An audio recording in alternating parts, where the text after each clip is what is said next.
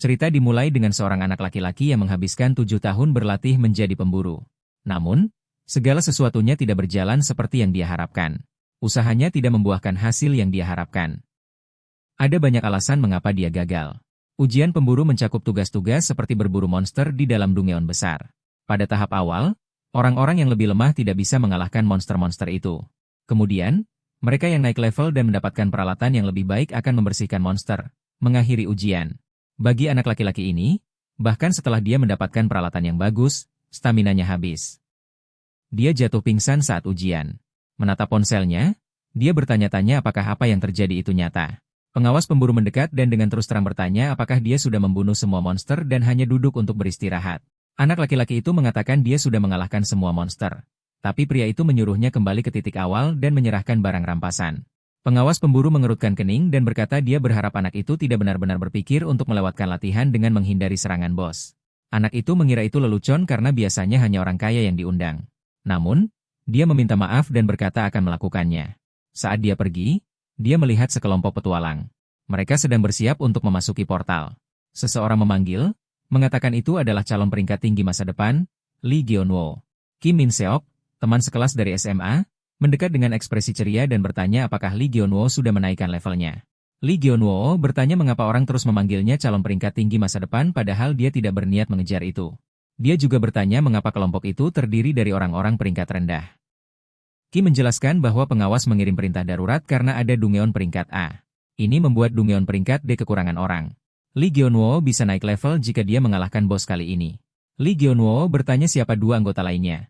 Karena untuk mengalahkan bos dungeon, mereka membutuhkan pemburu level tinggi. Lee Gyeonwoo berkata mereka membutuhkan setidaknya 2 pemburu di atas level 100 dalam kelompok 10 orang untuk berhasil. Lee Gyeonwoo kemudian berbicara dengan seorang pria acak, bertanya apakah dia pernah mencoba menangkap seorang kirklis sebelumnya. Pria itu berkata ini pertama kalinya dan dia hanya mengamati. Namun, dia percaya pada pedangnya. Ketika Gyeonwoo memeriksa status anak itu, dia melihat dia adalah cucu presiden salah satu perusahaan menengah terbesar di Korea. Anak itu berada di level 55. Bahkan dengan pemburu di atas level 100, mungkin tidak cukup. Jadi mereka juga menyewa pemburu yang menjelajah dungeon untuk uang. Pemburu itu adalah pengawas level 205, yang seharusnya sudah cukup. Namun, bos tidak bisa ditangani sendirian. Musuh kecil akan muncul dan terus berganti target. Jika kesehatan mereka turun menjadi 30%, mereka akan meledak dalam 3 menit. Itu berarti mereka harus mengalahkan mereka dalam waktu itu. Pengawas bertanya apakah mereka sudah mempelajari bos dan menyarankan mereka membunuh bos acak dan menyerang dengan kekuatan penuh sebelum mereka meledak. Lee Gyeonwoo dengan cepat bertanya apa yang harus dilakukan jika serangan mereka tidak cukup kuat. Pria itu berkata mereka harus lari ke portal tapi mungkin lebih baik bertarung sampai akhir meskipun mereka mati. Jika tidak ada pertanyaan lagi, mereka harus segera maju. Tokoh utama menghela napas, tahu tidak ada jalan kembali. Kemudian, salah satu anak laki-laki menyebutkan levelnya sedikit lebih tinggi dari yang lain. Dia bertanya apakah Lee Gyeonwoo pernah mengalahkan bos sebelumnya. Orang lain menjawab bahwa Lee Gyeonwoo sudah membunuh bos lebih dari 10 kali. Kim Min Seok menyarankan mereka tetap bersama, menggabungkan kekuatan mereka. Anak itu setuju, dan temannya berkata dia menantikan untuk naik level, menyarankan mereka pergi minum setelahnya. Pada saat yang sama, Lee Gyeonwoo percaya temannya hanya ingin akses ke dungeon level lebih tinggi melalui pria itu. Mengetahui seseorang yang kaya membuatnya mudah masuk ke dungeon yang lebih sulit. Ketiganya memasuki portal dungeon. Pria itu tersenyum dengan cara yang menunjukkan dia punya niat tersembunyi. Di dalam dungeon, bos muncul segera, memanggil tentaranya. Kelompok lain dalam pertarungan menyebutkan ada lebih dari 50 dari mereka, dan mereka lebih kuat dari biasanya. Dalam tekanan, Chai Jaeyong meminta bantuan. Kapten juga membutuhkan bantuan dan menyuruh mereka menangani musuh kecil terlebih dahulu. Gyeonwoo menyebutkan ada banyak kerangka dan bertanya apa yang harus mereka lakukan. Namun temannya datang membantu dan menyuruhnya mengalahkan bos sementara dia tinggal di belakang. Gyeonwoo tidak ingin meninggalkannya, khawatir dia mungkin mati. Temannya menyuruhnya menunggu sebentar dan menyarankan mereka pergi membantu pengawas. Chai Jaeyong kemudian memanggil tokoh utama untuk ikut dengannya. Mata makhluk itu mulai bersinar. Gyeonwoo meminta Min Seok bersabar, mengatakan dia akan menyelesaikannya dalam 30 detik. Melihat makhluk itu, dia melihat levelnya 122 dengan hanya 27% kesehatan tersisa. Saat dia bergerak ke arahnya, kapten bertanya mengapa dia datang saat itu dan memerintahkannya menyerang. Ketika serangan tidak berhasil, Lee Gyeonwoo menyarankan mereka mundur. Namun kapten bersikeras mereka tidak bisa pergi sebelum membunuh makhluk itu. Saat itu, sebuah kerangka mencoba menyerang anak laki-laki itu, Tapi dia menghindar dan menjatuhkan monster itu. Tokoh utama mengira itu gila karena dia hampir mati. Sekelompok kerangka mulai mendekati kelompok itu. Mereka bertanya-tanya mengapa semua monster mengarah ke mereka. Kapten melihat rekan-rekannya tergeletak kalah di tanah. Lalu dia memerintahkan yang lain untuk mengurus musuh sementara dia meninggalkan ruang bos. Cahai Jaeyong diserang oleh kerangka. Tokoh utama segera menjatuhkannya. Saat kaptennya pergi, dia menyuruh Jaeyong mengikuti dan membantu melindungi mereka. Namun portal keluar sudah dikelilingi oleh monster. Hanya tersisa 19 detik sebelum bos Dungeon meledak. Saat Gyeonwoo berlari, Jaeyong meminta maaf karena tidak mengalahkan bos. Lee Gyeonwoo berkata mereka akan membicarakannya nanti. Sekarang hanya tersisa 6 detik sebelum bos meledak. Ketika kelompok itu hampir sampai di portal, Jaeyong tiba-tiba menendang protagonis. Anak laki-laki itu tertinggal di dalam penjara bawah tanah. Ledakan itu terjadi seketika. Saat itu juga, gambar-gambar masa kecil Lee Gyeonwoo muncul dalam pikirannya. Dia pernah mengatakan kepada ibunya bahwa dia ingin menjadi pemburu saat dewasa nanti. Dia berkata itu untuk menghasilkan banyak uang, membantu saudara-saudaranya, dan menikahi seseorang yang cantik. Namun orang tuanya menatapnya dengan wajah khawatir, bertanya mengapa dia berbohong. Tiba-tiba, protagonis terbangun, melihat sekeliling dan bertanya-tanya mengapa dia masih hidup. Kemudian dia mendengar seseorang memanggil namanya, Lee Gyeonwoo. Kaptennya melihat barang-barang yang dijatuhkan bos dan berkata dia benar tentang tidak melarikan diri. Mendengar suara Lee Gyeonwoo, anak itu teringat bahwa dia telah didorong. Pada saat itu, penjara bawah tanah mulai runtuh. Kapten memerintahkan semua orang untuk mengambil apapun yang bisa mereka bawa dan pergi. Namun tidak ada yang tahu bahwa protagonis masih hidup. Dia berteriak dan memanggil tolong saat penjara bawah tanah runtuh di sekelilingnya. Setelah beberapa waktu, Lee Gyeonwoo terbaring terkubur di bawah reruntuhan, bertanya-tanya di mana semuanya salah. Dia berpikir mungkin seharusnya dia tidak pernah masuk ke penjara bawah tanah itu. Namun sekarang tampaknya sia-sia memikirkannya, karena tidak ada yang bisa diubah. Meski begitu, dia belum siap untuk menyerah. Melihat jendela statusnya, Lee Gyeonwoo menyadari dia hanya memiliki 5 poin kesehatan tersisa. Dia mengeluarkan ponselnya dan menyalakan lampu senter. Mencari di antara reruntuhan, dia merasakan angin sepau-sepau. Pada saat berikutnya, dia melihat sebuah lubang di reruntuhan. Entah bagaimana, dia berhasil merangkak keluar. Ketika dia melihat sekeliling, Lee Gyeonwoo melihat sebuah koridor besar yang sama sekali berbeda dari ruang bos yang pernah dia masuki sebelumnya. Tiba-tiba, sebuah portal muncul di depannya. Dia menduga ledakan sebelumnya pasti telah mengungkapkan sebuah penjara bawah tanah tersembunyi. Saat dia berjalan mendekat, dia menyadari itu adalah penjara bawah tanah peringkat SS, yang dikenal sebagai tingkat kesulitan tertinggi. Bahkan para pahlawan terkuat biasanya menghindari memasuki tempat seperti itu. Tanpa banyak pilihan, Lee Gyeonwoo mulai berlari. Dia masih tidak ingin mati. Namun saat dia berlari, langit-langit di atasnya mulai runtuh. Terpaksa membuat keputusan, dia masuk ke portal. Di dalam, semuanya tampak aneh. Kabut tebal mengelilingi beberapa batu nisan. Kemudian, melalui kabut itu, sebuah sosok muncul. Lee Gyeonwoo menjadi gugup, bertanya-tanya apakah itu monster. Namun ketika dia memeriksa, sosok itu memiliki jendela status, yang membuatnya merasa lega. Berpikir bahwa orang itu sudah menyelesaikan penjara bawah tanah, Lee Gyeonwoo berjalan mendekat. Cahaya bersinar dari sosok itu. Anak itu bertanya apa yang sedang dilakukan pria itu, karena dia berdiri diam. Tiba-tiba, pria itu mulai berteriak tentang betapa kerasnya usaha yang telah dia lakukan, yang membuat Lee Gyeonwoo bingung. Dia mulai bertanya-tanya apakah ini benar-benar manusia atau mungkin semacam karakter yang diprogram. Namun NPC tidak ada di dunia nyata, jadi dia sulit mempercayainya. Setiap kali Lee Gyeonwoo mendekat, pria itu terus berteriak hal yang sama. Setelah beberapa saat, pria itu kehilangan kesabaran dan menyuruh Lee Gyeonwoo berhenti. Dia menjelaskan bahwa dia telah berpura-pura bertindak seperti NPC untuk waktu yang lama tapi terjebak dalam lingkaran itu. Melihat Lee Gyeonwoo dengan seksama, pria itu bertanya bagaimana seseorang di level 46 bisa berakhir di tempat itu. Lee Gyeonwoo hanya mengatakan itu terjadi secara tidak sengaja. Kemudian pria itu memperkenalkan dirinya sebagai pengelola penjara bawah tanah itu, mengatakan dia semacam NPC. Lee Gyeonwoo bertanya di mana pintu keluar. Pria itu menjelaskan bahwa satu-satunya cara untuk keluar adalah dengan menyelesaikan penjara bawah tanah. Dia memberitahu Lee Gyeonwoo untuk tidak berkecil hati karena di tempat ini, tingkat kesehatan tidak berarti apa-apa. Bahkan di penjara bawah tanah peringkat S, keberuntungan lebih penting daripada kekuatan.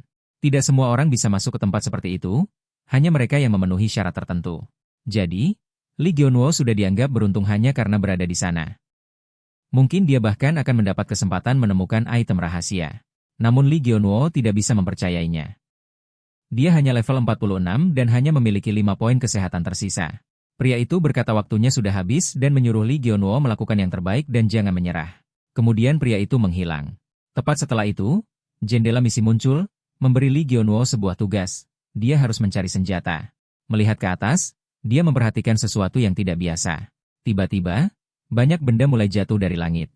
Kemudian, sebuah bayangan muncul di atas Lee Gyeonwoo. Seekor banteng raksasa muncul tepat di depannya. Banteng raksasa itu melempar Lee Gyeonwoo ke samping.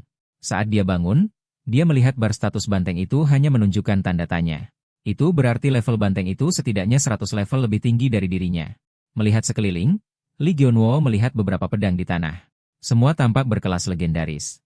Dia bertanya-tanya bagaimana mungkin menemukan senjata berharga seperti itu dengan mudah. Untuk sesaat, tampaknya meninggalkan penjara bawah tanah akan mudah jika dia bisa mengalahkan banteng itu dengan satu serangan. Namun saat dia mencoba menyerang banteng itu, serangannya tidak menyebabkan kerusakan. Lee Gyeonwoo tahu dia tidak boleh ragu. Dia harus mengakhiri pertarungan secepat mungkin. Saat itu juga, banteng itu terbangun dan mulai mengejarnya. Lee Gyeonwoo menghindari serangannya, bergerak cepat untuk menghindari terkena pukulan. Pria itu dari sebelumnya masih ada di sana, mengamati. Dia berkomentar bahwa Lee Gyeonwoo menghindar dengan baik. Lee Gyeonwoo, terengah-engah, berkata dia hampir mati dan bertanya apakah pria itu akan membantu. Dia ingat bahwa salah satu pedang mungkin bisa mengalahkan banteng itu, tapi masalahnya adalah menentukan yang mana.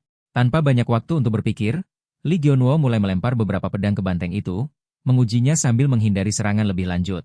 Pada suatu saat, banteng itu mencoba menyerang dari belakang. Lee Gyeonwoo mengambil sebuah perisai dan berhasil memblokir serangan itu. Namun, sistem memberitahunya bahwa semua poin kesehatannya kini habis. Ini berarti tubuhnya memiliki daya tahan yang sama seperti orang biasa. Melirik ke samping, dia melihat salah satu pedang bersinar terang. Dia memeriksa kemampuannya dan bertanya-tanya apa yang benar-benar bisa dia lakukan dengan keterampilan seperti itu. Banteng itu menyerang lagi. Lee Gyeonwoo mencoba menggunakan kemampuan khusus pedang itu, tetapi banteng itu menghindari serangannya. Kali ini, benturan itu membuat tubuh Lee Gyeonwoo hancur dan robek. Dia mulai bertanya-tanya apakah itu adalah akhir baginya. Melihat ke langit, dia melihat sebuah belati tertancap di sebuah pohon. Meraihnya, dia mengambil senjata itu. Sistem kemudian memberitahunya bahwa belati itu tidak memiliki tingkat yang teridentifikasi tetapi mengonfirmasi bahwa dia telah menyelesaikan misi menemukan pedang yang dibutuhkan untuk mengalahkan banteng itu. Merasa ada tekad baru, Lee Gyeonwoo bertanya pada dirinya sendiri apakah mengalahkan makhluk itu benar-benar semua yang harus dia lakukan dan mengapa dia masih ragu. Tiba-tiba, banteng itu menggunakan kemampuan khusus, melancarkan serangan ke Lee Gyeonwoo. Namun Lee Gyeonwoo berteriak bahwa dia ingin hidup. Dia melompat ke banteng itu dan menancapkan belati itu dalam-dalam ke tengkoraknya. Setelah beberapa waktu, Lee Gyeonwoo terbangun di ranjang rumah sakit. Dia segera menyadari bahwa dia telah menyelesaikan misi. Dia merasa benar-benar bahagia, percaya bahwa dia benar-benar telah mengalahkan makhluk itu. Tak lama kemudian, saudara perempuannya masuk ke dalam ruangan. Dia tersenyum, lega melihatnya terbangun, dan pergi memberitahu orang tua mereka. Ibunya datang, jelas marah dan khawatir, bertanya apa yang telah dia lakukan pada dirinya sendiri. Lee Gyeonwoo meminta ayahnya untuk menenangkannya. Tetapi ayahnya berkata tidak ada alasan untuk menghentikannya. Jika situasinya berbahaya, Lee Gyeonwoo seharusnya pergi daripada tinggal. Lee Gyeonwoo mengakui pada dirinya sendiri bahwa ayahnya memang benar. Dia teringat bagaimana Jaeyoung selalu fokus pada hasil. Ketika Lee Gyeonwoo mencoba menyelamatkannya, dia malah dikhianati. Dia bertanya-tanya apa yang mungkin terjadi jika dia saat itu hanya mengabaikannya. Namun, Lee Gyeonwoo berkata hal penting sekarang adalah dia telah kembali dengan selamat. Dia memberitahu keluarganya untuk tidak khawatir karena dia akan menjaga dirinya sendiri mulai sekarang. Namun, saudara perempuannya menyarankan agar dia berhenti menjadi pemburu. Lee Gyeonwoo bertanya mengapa, mengulangi bahwa dia bisa mengurus semuanya sendiri sekarang.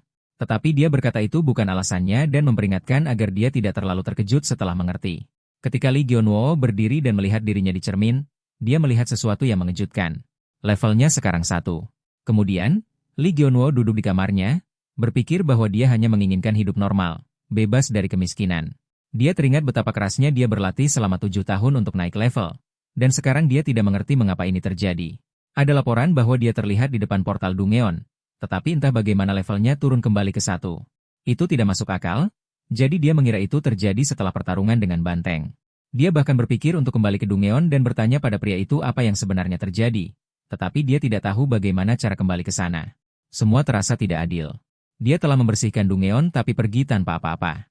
Tidak ada barang, tidak ada hadiah, dan dia kehilangan semua levelnya. Menatap bantalnya, Lee Gyeonwoo bertanya pada dirinya sendiri apa yang harus dia lakukan selanjutnya. Kemudian, seekor nyamuk mulai mengganggunya. Dia menepuknya, menganggapnya lucu bahwa setelah 7 tahun berlatih, sekarang dia kembali berjuang melawan nyamuk. Bahkan di level 1, dia merasa tidak bisa menang melawan sesuatu yang sekecil itu. Saat itu, sistem memberitahunya bahwa tutorial telah diaktifkan. Tugas pertamanya adalah mengalahkan 10 makhluk. Saudara perempuannya masuk, bertanya apa yang sedang terjadi. Lee Gyeonwoo berkata dia baru saja naik level dengan mengalahkan seekor nyamuk. Saudara perempuannya mendekat, memeriksa apakah dia sakit, dan menyarankan ibu mereka membawanya ke psikiater. Lee Gyeonwoo bersikeras itu benar, tetapi saudara perempuannya menyuruhnya menghadapi kenyataan. Melihat ke cermin lagi, Lee Gyeonwoo melihat levelnya masih 1, yang membuatnya terkejut karena dia yakin telah naik level. Kemudian, sambil melihat notifikasi sistem, dia menyadari debuff muncul dan kesehatannya mulai pulih. Tertulis bahwa efek belati pemula telah aktif, mengatur ulang levelnya menjadi 1. Membaca nama kemampuan itu, Lee Gyeonwoo teringat bahwa itu adalah senjata yang sama yang dia gunakan melawan banteng. Dia bertanya pada saudara perempuannya di mana belatinya. Saudara perempuannya berkata pemerintah telah datang untuk menyelidiki senjata itu.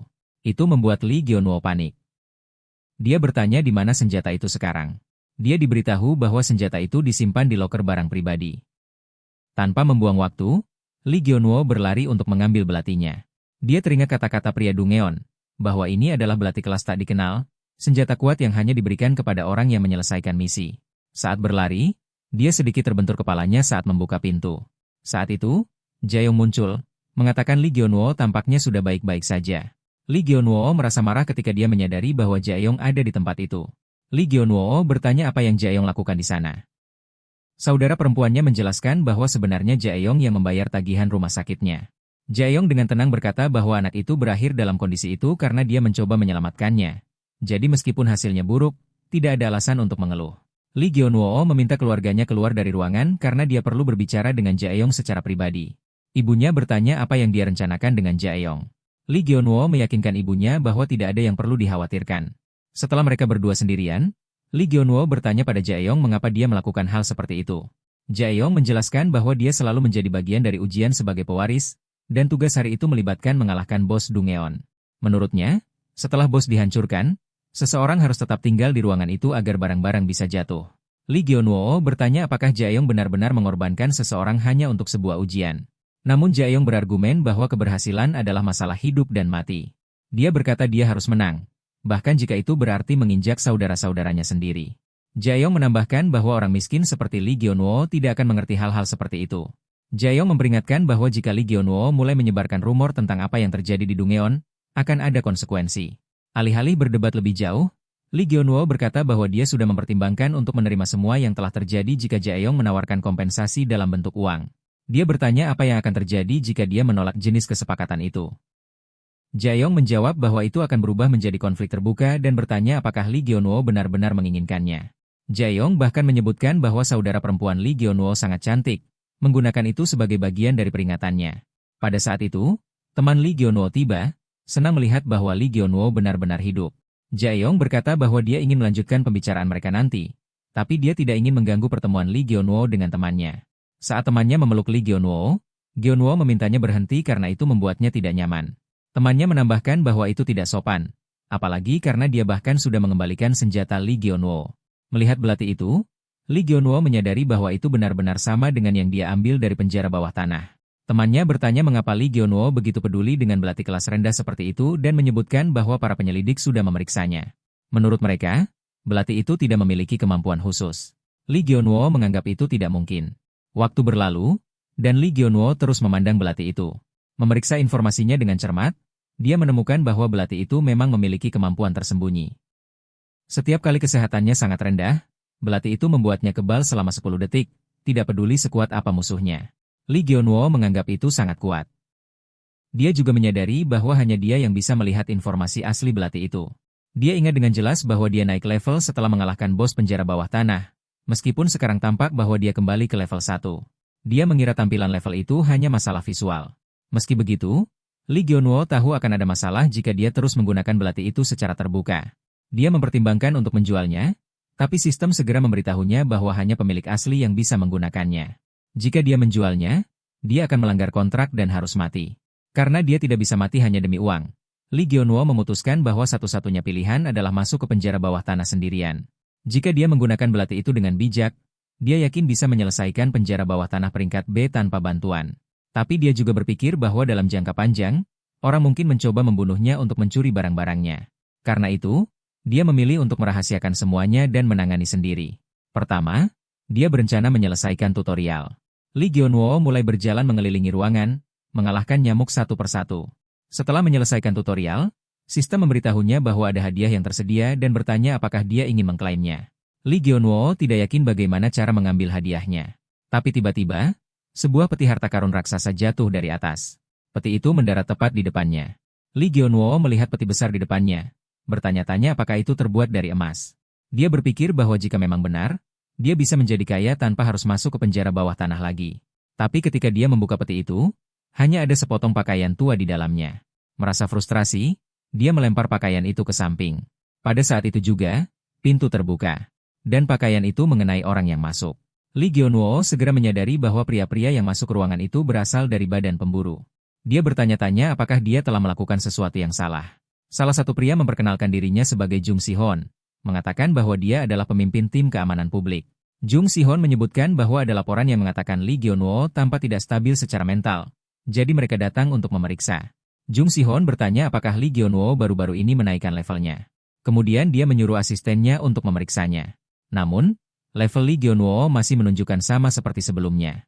Jung Si-hon bertanya apakah Lee Gyeonwoo benar-benar percaya bahwa dia sudah naik level. Lee Gyeonwoo mengakui bahwa dia tidak yakin. Jung Si-hon menekan lebih jauh, bertanya apa maksudnya, karena jika seseorang naik level, itu akan terlihat di jendela status. Lee Gyeonwoo menjelaskan bahwa pesan itu muncul sebelumnya tapi kemudian hilang. Jung Si-hon merasa itu aneh dan meminta Lee Gyeonwoo memeriksa lagi. Ketika Lee Gyeonwoo membuka jendela statusnya, dia yakin bahwa dia pernah naik level sebelumnya. Tapi ketika Jung Si-hon bertanya lagi apakah levelnya benar-benar naik, Lee Gyeonwoo berkata tidak. Jung Si-hon menyadari keraguannya dan bertanya mengapa dia tidak yakin. Lee Gyeonwoo menjawab jujur, mengatakan bahwa dia hanya ingin mengambil kembali bajunya. Jung Si-hon bertanya apakah dia tidak ingin membuangnya. Tapi Lee Gyeonwoo menjawab bahwa mungkin sayang untuk membuangnya. Asisten Jung Si-hon berbisik bahwa mereka harus memanggil dokter khusus, karena sulit mempercayai cerita Lee Gyeonwoo. Akhirnya, Jung Si-hon berkata bahwa mereka akan membiarkan Lee Gyeonwoo pergi untuk saat ini. Tapi jika ternyata dia telah membangkitkan kemampuan khusus, dia harus melaporkannya. Jika dia pernah menggunakan kekuatan tanpa izin, akan ada hukuman. Setelah kedua pria itu pergi, Lee Gyeonwoo mengenakan baju tua dari peti itu. Pada saat itu, sistem memberitahunya bahwa dia akan menerima pembaruan sebagai hadiah. Untuk mengaktifkannya, dia perlu meletakkan sebuah batu ke dalam barang itu. Lee Gyeonwoo mengikuti instruksi, meletakkan batu itu ke dalam baju. Baju itu mulai bersinar. Sistem kemudian mengungkapkan bahwa dia telah mendapatkan kemampuan baru, menjadi tak terlihat. Lee Gyeonwoo terkejut karena itu adalah kemampuan yang sangat langka dan berguna. Dia segera bertanya-tanya berapa nilai kemampuan seperti itu jika dia menjualnya. Penasaran, dia melepas celananya untuk menguji kekuatan tak terlihat itu secara penuh. Melihat ke cermin, dia menyadari bayangannya telah menghilang. Efek itu terasa aneh dan menakutkan. Kemudian, sambil memegang pakaiannya, dia menyadari bahwa apapun yang dia sentuh saat tak terlihat juga akan menjadi tak terlihat. Namun, sistem segera memberitahunya bahwa energi magisnya habis. Jadi kemampuan tak terlihat itu sementara dinonaktifkan. Tepat pada saat itu, saudara perempuannya masuk ruangan dan melihatnya dalam situasi yang canggung dan memalukan.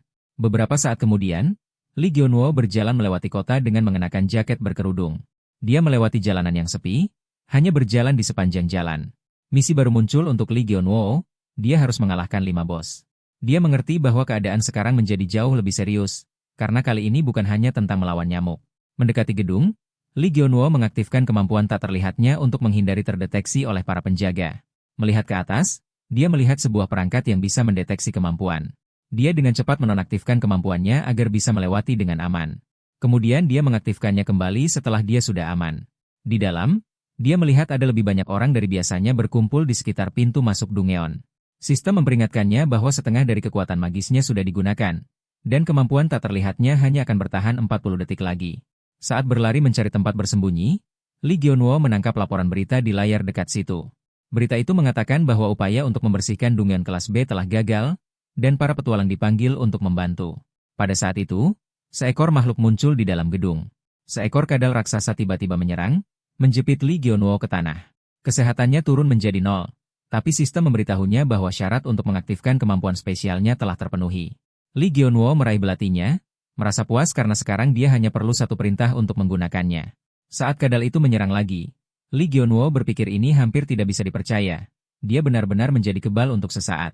Dengan satu serangan kuat, dia mengalahkan kadal itu seketika. Sistem mengonfirmasi bahwa kadal itu telah dikalahkan, dan level Li Gionwo naik. Dia sekarang mengerti mengapa kemampuannya disebut dengan nama itu. Kemampuan itu benar-benar melakukan apa yang dijanjikannya. Tak lama kemudian, sekelompok petualang mendekat setelah melihat kilatan cahaya dari pertarungan itu. Li Gionwo memutuskan lebih baik menghindari perhatian dan mulai berlari. Berpikir dia harus bersembunyi secepat mungkin. Namun tepat saat itu, seekor kadal lain muncul di depannya. Dengan hanya 1 detik tersisa sebelum kemampuannya habis, Li Gionwo menyerang lagi, menghancurkan kadal itu sepenuhnya. Para petualang menyaksikan kejadian itu dan terkejut. Mereka melihat Li Gionwo mengalahkan makhluk kuat hanya dengan 1 pukulan. Yang lebih mengejutkan bagi mereka, menurut pembacaan sistem mereka, Li Gionwo hanya level 1. Li Gionwo segera berlari saat lebih banyak kadal muncul, menyerang kelompok petualang itu. Meskipun yang lain sibuk, Kapten terus mengejar Li Gionwo. Dia merasa aneh betapa gigihnya mereka. Petualang lain di sekitar tampak bingung, terutama saat mereka melihat level Li Gionwo. Mereka bertanya-tanya mengapa seseorang yang terlihat lemah dikejar begitu serius. Menggunakan kemampuan tak terlihatnya, Li Gionwo menyelinap melewati kerumunan tanpa terdeteksi. Para petualang bertanya kepada Kapten mengapa dia mengejar anak itu. Kapten menjelaskan bahwa Li Gionwo telah mengalahkan seekor kadal meskipun statusnya hanya menunjukkan level 1. Itu berarti dia mungkin memiliki item tingkat mitos.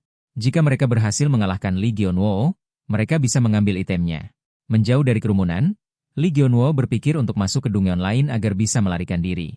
Namun kemudian dia tanpa sengaja menginjak pecahan kaca, membuat suara. Para petualang menyadarinya dan melancarkan serangan kepadanya. Li Gionwo menghindar dengan cekatan. Pada saat itu, sistem memberitahunya bahwa kemampuannya akan segera dinonaktifkan, dan tak lama kemudian dia menjadi terlihat lagi. Kelompok itu segera mulai menyerangnya lagi. Sambil menghindari semua serangan yang datang, Li Gionwo membuka jendela sistemnya dan meminta untuk menggunakan poin atributnya. Sebuah kemampuan baru terbuka. Li Gionwo melihat sebuah portal dungeon di depan. Dia mengaktifkan kemampuan berlarinya. Kemudian dia masuk ke portal itu. Para petualang berhenti, bingung oleh hilangnya dia secara tiba-tiba. Melihat portal itu, seorang pria menyadari bahwa itu bukan dungeon pesta. Jika mereka mengikuti, kemungkinan besar mereka juga akan berakhir di dalam dungeon itu. Pria lain menunjukkan bahwa jika mereka menunggu Li Gionwo gagal, portal itu akan terbuka kembali, dan mereka bisa mengambil itemnya. Selain itu, dungeon itu hanya peringkat C, jadi seharusnya tidak terlalu berbahaya bagi mereka. Seorang pria masih ragu, mengingatkan yang lain bahwa Li Gionwo berhasil mengalahkan seekor kadal sendirian. Dia bertanya-tanya apakah menunggu benar-benar akan berhasil. Namun Kapten bersikeras bahwa mustahil membersihkan dungeon sendirian sepenuhnya, terutama karena dia sudah pernah ke sana dan mengenal tempat itu. Sementara itu, Li Gionwo jatuh dari tebing di dalam dungeon baru itu. Sistem memberitahunya bahwa dia telah memasuki dungeon peringkat C. Setelah mendarat dengan keras di tanah, Li Gionwo melihat sekeliling. Dia berpikir dalam hati bahwa lain kali, dia mungkin perlu parasut. Mengamati area itu, dia menyadari bahwa dungeon itu benar-benar tertutup rapat. Tidak ada pintu keluar, dan tidak ada monster yang terlihat. Kemudian sistem memperingatkannya bahwa misi akan dimulai dalam 10 detik. Tujuannya adalah bertahan hidup dengan mengalahkan semua monster dalam waktu yang diberikan. Beberapa detik kemudian, Slime level 90 muncul di puncak dungeon. Li Gionwo merasa lega sejenak karena level Slime kali ini terlihat tidak tersembunyi seperti kadal. Namun sebelum dia sempat santai, Slime lain muncul. Tak lama kemudian, seluruh kerumunan Slime memenuhi dungeon. Melihat jumlah monster yang sangat banyak itu, Li Gionwo benar-benar terkejut dengan apa yang akan dia hadapi. Slime-slime itu mulai turun menuju Li Gionwo, siap menyerang. Tanpa membuang waktu, Li Gionwo menyerbu maju, menyerang slime-slime itu. Saat mereka membalas serangannya, dia menyadari serangan mereka lebih menyakitkan dari biasanya. Namun dia terus maju, tahu bahwa jika dia mengalahkan mereka, kesehatannya akan pulih secara bertahap. Dia memotong satu slime menjadi 2, tapi alih-alih mati, slime itu membelah menjadi 2 slime yang lebih kecil. Pada saat yang sama, salah satu dari mereka mulai menelan Li Gionwo. Dia meraih belatinya dan dengan cepat menghancurkan slime itu. Namun banyak slime lain terus menyerang dari segala sisi. Sementara energinya perlahan terkuras, Li Gionwo berpikir dia setidaknya harus mengalahkan slime level 45. Dia ingin melakukan itu sebelum ambruk. Di antara kelompok itu, dia melihat satu slime yang ditandai sebagai level 45.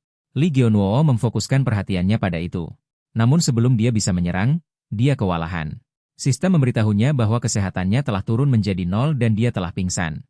Di luar portal dungeon, Para petualang masih menunggu. Salah satu pria menjelaskan bagaimana biasanya membersihkan Dungeon berlangsung.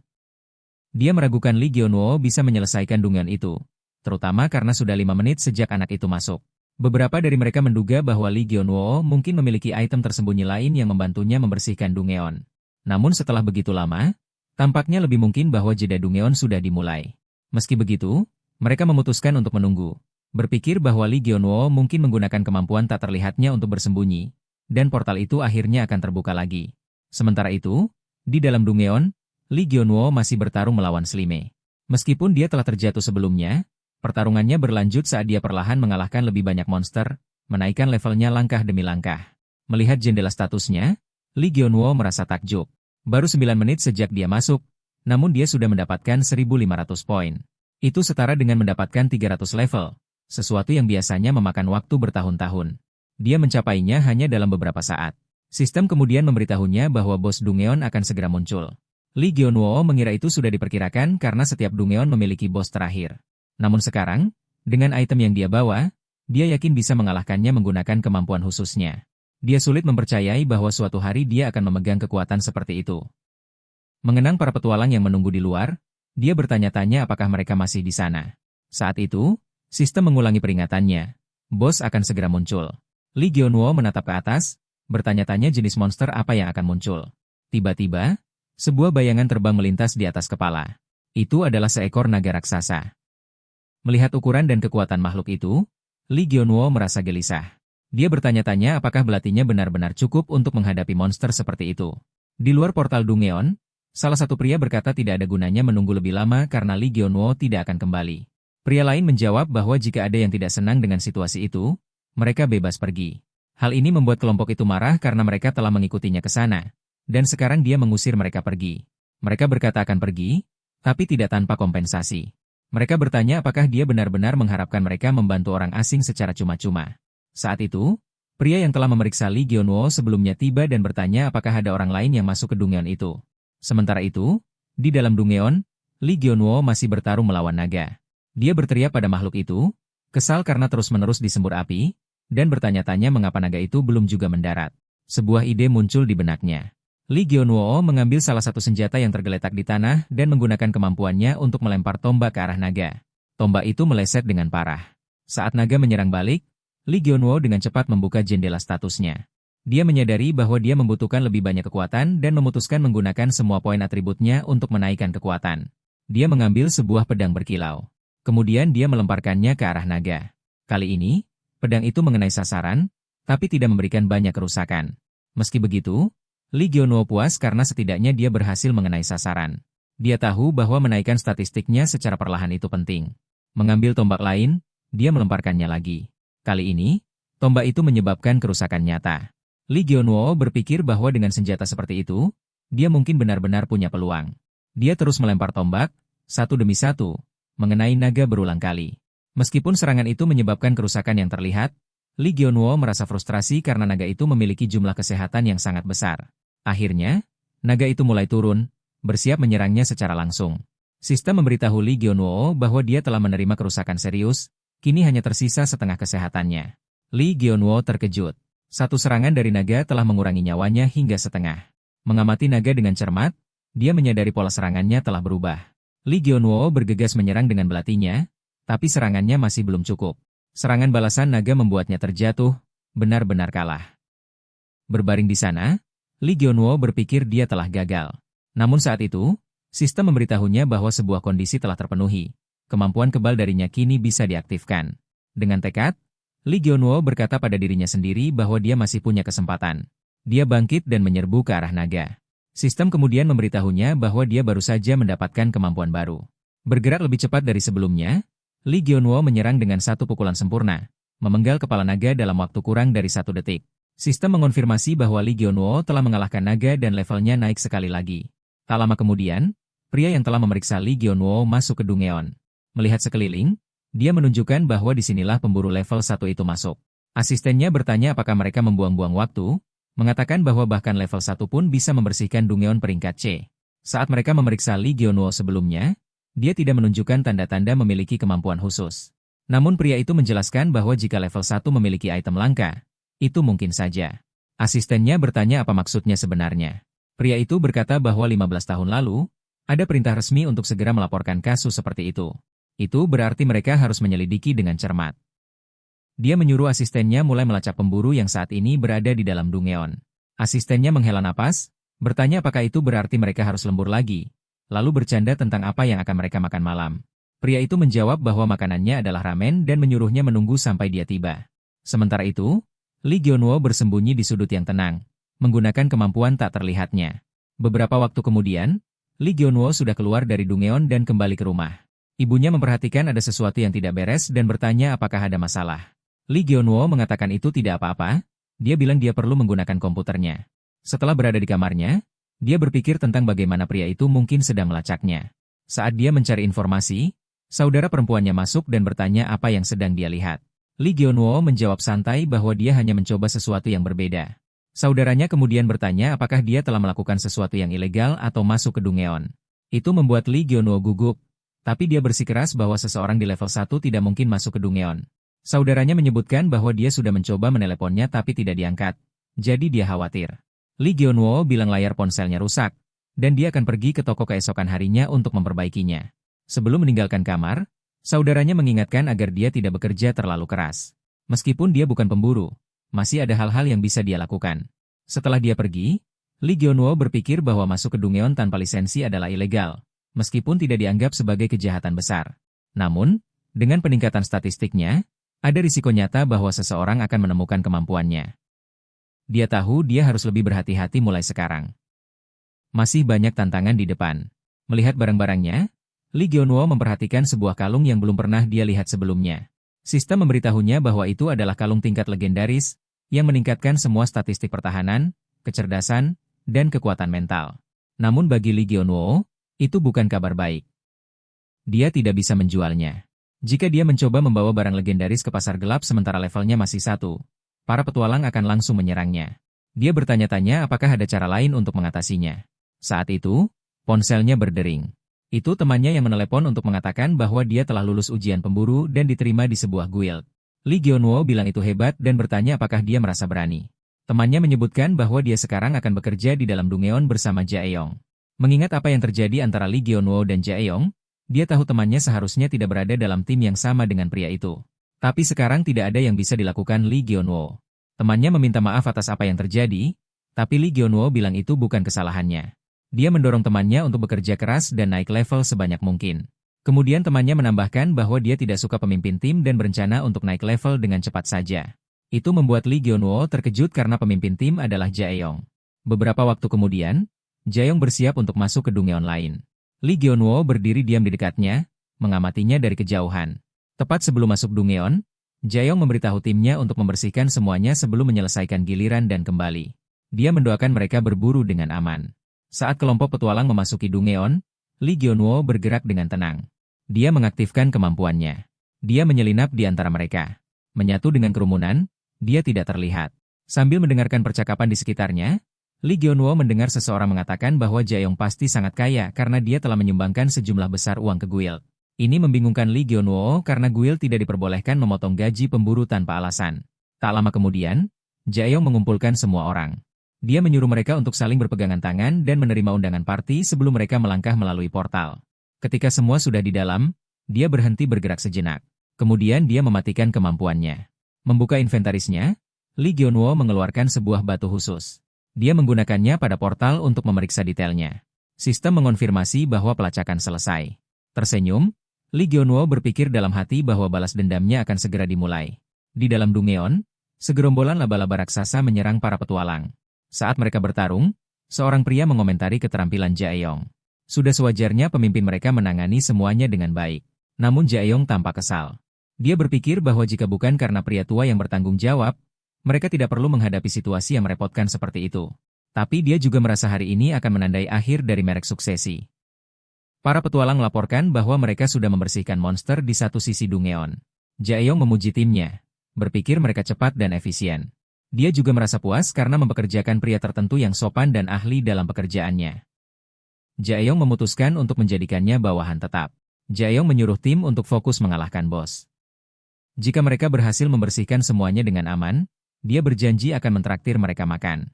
Namun saat mereka memasuki ruang bos, ruangan itu kosong. Teman Lee Gyeonwoo berkomentar bahwa tidak ada bos, jadi pasti ada yang salah. Jae-yong setuju bahwa mereka tidak bisa berbuat apa-apa selain keluar Dungeon dan mencoba lagi. Sementara itu, tepat di belakang mereka, tersembunyi dari pandangan, Lee Gyeonwoo berdiri sambil tersenyum.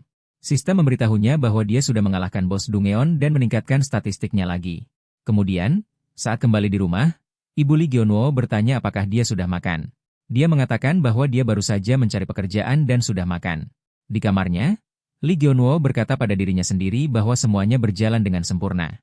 Dia memeriksa ponselnya dan melihat pesan dari temannya yang mengatakan mereka sudah menjalankan Dungeon 3 kali. Tapi bosnya tidak pernah muncul. Lee Gyeonwoo berpikir Jae-yong pasti marah, membuang-buang waktu untuk 3 kali percobaan gagal. Melihat kemajuan misinya, Lee Gyeonwoo mempertimbangkan untuk menyelesaikan Dungeon sekali lagi tapi memutuskan bahwa akan selalu ada kesempatan lain nanti. Dia membuka komputernya untuk memeriksa nilai barang-barang yang telah dia kumpulkan. Namun kemudian sesuatu yang tak terduga menarik perhatiannya. Salah satu artikel berita utama adalah tentang dirinya. Artikel itu menunjukkan cerita dari saat dia terlihat selama misi bersama kelompok petualang. Itu membuat Lee Gyeonwoo terkejut dan bertanya-tanya mengapa itu menjadi berita utama-utama. Lee Gyeonwoo berada di kamarnya. Ibunya masuk. Dia memberinya sejumlah uang. Dia mengatakan bahwa dia baik-baik saja, tapi dia bersikeras, mengatakan bahwa dia pasti lelah karena bekerja malam dan harus makan sesuatu. Lee Gyeonwoo mengingatkan dirinya sendiri bahwa dia tidak boleh menyerah. Dia ingin melihat keluarganya bahagia dan menjalani kehidupan yang lebih baik untuk mereka. Pada saat yang sama, di tempat lain, Jae-yong sangat marah. Dia terus bertanya-tanya siapa yang telah mengalahkan bos Dungeon sebelum dirinya. Asistennya menyarankan untuk meminta dukungan dari ketua guild, tapi Jae-yong menolak. Mereka tidak bisa meminta bantuan untuk hal seperti ini. Tiba-tiba, seseorang mengetuk pintu Lee Gyeonwoo. Ternyata itu teman Lee Gyeonwoo. Dia mengatakan bahwa dia mengenal seseorang yang tertarik bergabung dengan tim Dungeon mereka. Dia telah memposting tentang kejadian hari sebelumnya di komunitas online, dan seseorang merespons. Jae-yong merasa penasaran dan bertanya siapa orang itu. Dia terkejut mendengar bahwa orang itu berlevel 458. Dia tidak mengerti mengapa seseorang dengan level setinggi itu ingin bergabung dengan mereka. Kim menjelaskan bahwa orang ini memiliki beberapa syarat tertentu. Saat Kim berbicara dengan Jae-yong tentang detailnya, adegan beralih kembali ke Lee Gyeonwoo. Lee Gyeonwoo kini mengamati kelompok petualang lain saat mereka memasuki Dungeon. Dia memeriksa statistik Dungeon dan merasa lega mengetahui keamanannya ketat. Jika dia menempatkan batu pelacak di portal, dia bisa membukanya dari jarak jauh. Kemudian tim Jae-yong memasuki Dungeon. Lee Gyeonwoo berdiri diam, berpikir apakah dia harus mengikuti. Saat itu juga, sistem memberitahunya tentang Dungeon peringkat D yang dekat dan menanyakan apakah dia ingin masuk. Lee Gyeonwoo menerima dan melangkah masuk. Dari atas Dungeon, Lee Gyeonwoo mengamati pertarungan yang terjadi di bawah. Setelah beberapa saat, dia menggunakan kemampuannya untuk bergerak diam-diam menuju ruang bos.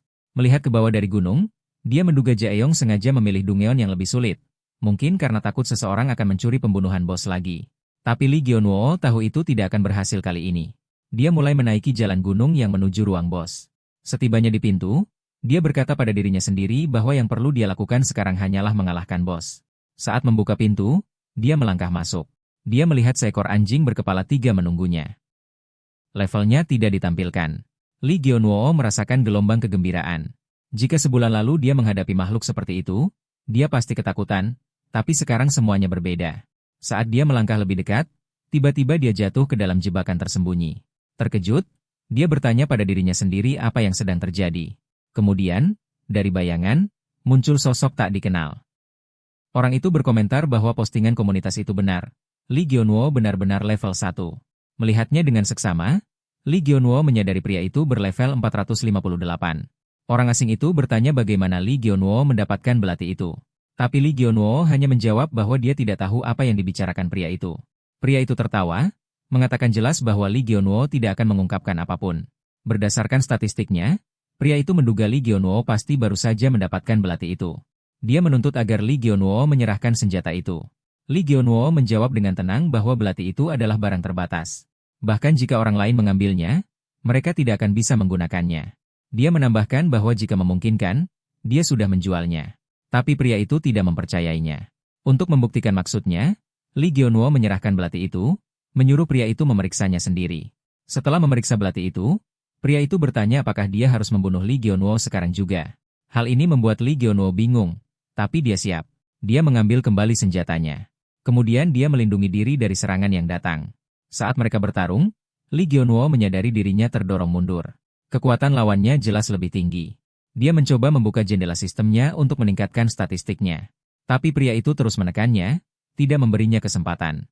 Dalam langkah berisiko, Lee Gyeonwoo menggunakan kemampuan tak terlihatnya. Tapi pria itu bisa merasakan di mana dia berada.